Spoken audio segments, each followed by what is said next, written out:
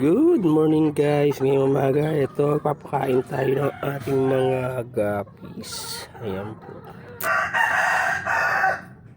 So medyo pinalalaki ko pa uli ng konti itong pagka napili tayo dyan, try natin i-cross dito sa Blue Panda na mga male, kasi hindi pa tayo makakuha doon kay Tate Perex ng mga female niya. Kasi natira niya doon mga buntis, di niya nabibigay yung mga natira doon ay maliliit pa.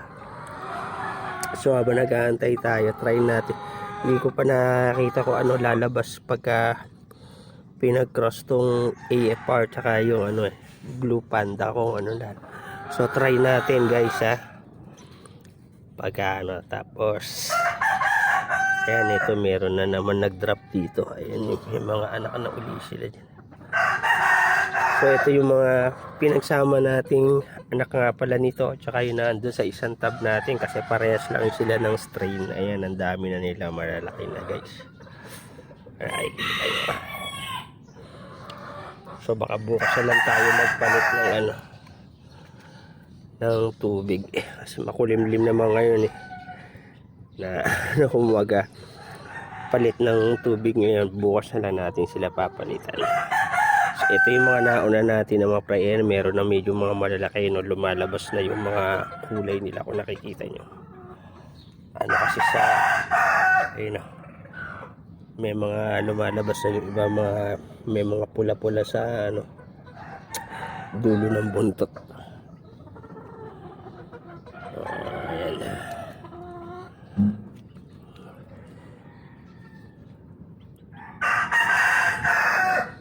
Yan dito nag-drop na din, parang mga pero konti lang din drop nito nandito, siguro mga 7 or wala pang 10 pieces, pero okay na rin yung guys.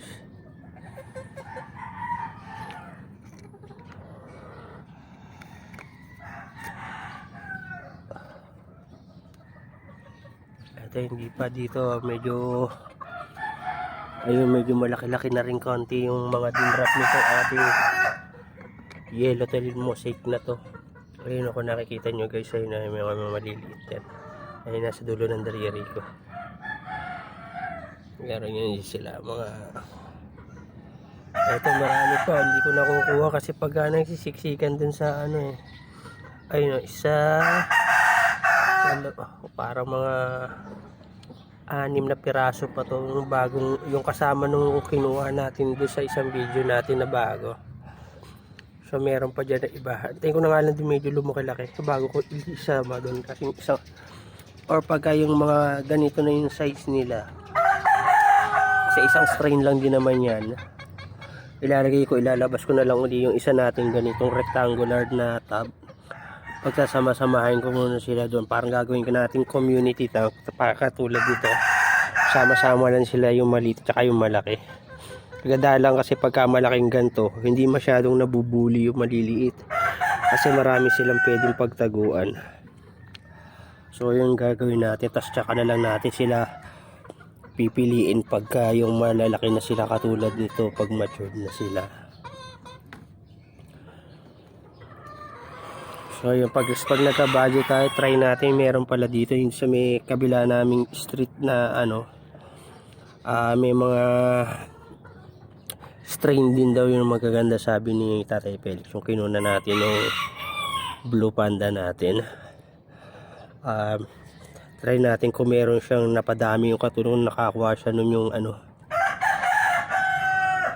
yung kulay green na guppy, kasi meron siya dun na green guppy na try natin yung natin yun.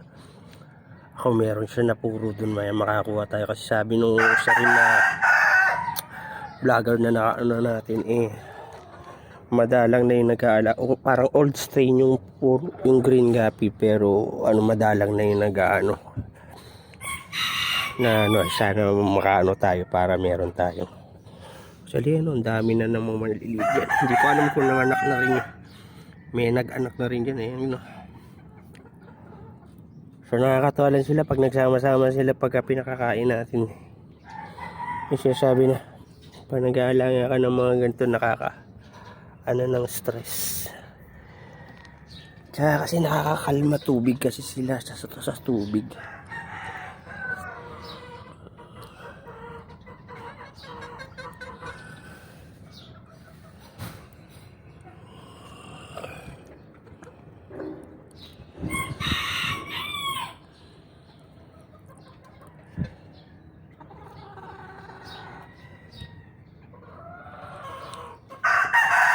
Hindi ko alam guys kung ito ay merong ibang ano to.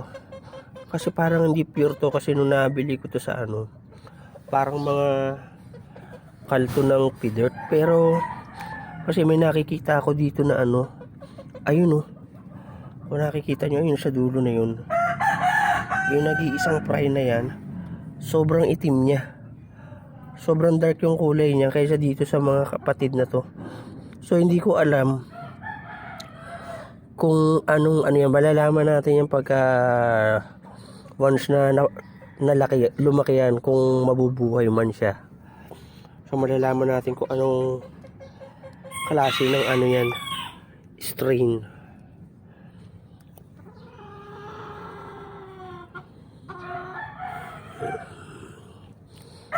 Sayang namatay yung isa rito nung ano yun, na kulay puti na yun eh, na jubi natin dito na albino. Mas malaki pa dun sa isa na yun, namatay nung isang araw. Napansin ko, hindi ko alam kung anong nangyari, ba't namatay siya.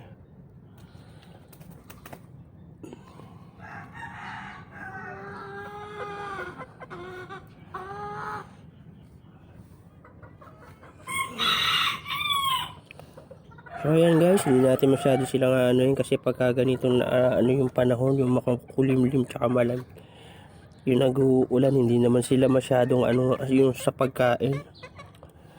So baka masayang lang. So ayan, sana natuwa kayo at nag-enjoy sa ating video ng ating mga kaisdaan.